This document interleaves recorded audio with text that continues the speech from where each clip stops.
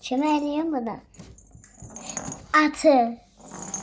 Budur yeni bir futbolcu meydana gelip. Artık ben papugayla oynayacağım gedib. Balıq əmiciliğiyle. Deyəndə, bir deyəndə hə, qaç.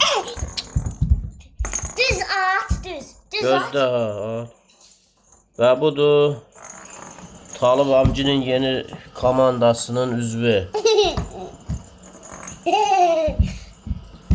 Cəmildən 1000 dəfə yaxşı oynayır. Gəl at bura. Gel.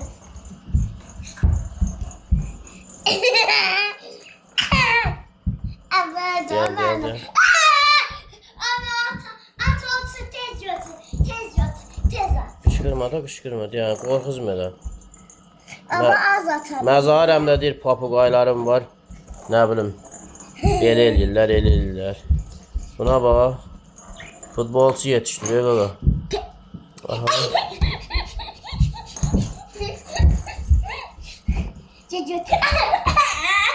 Məzarəmdə deyir ki, papugayım var. Bu nədir?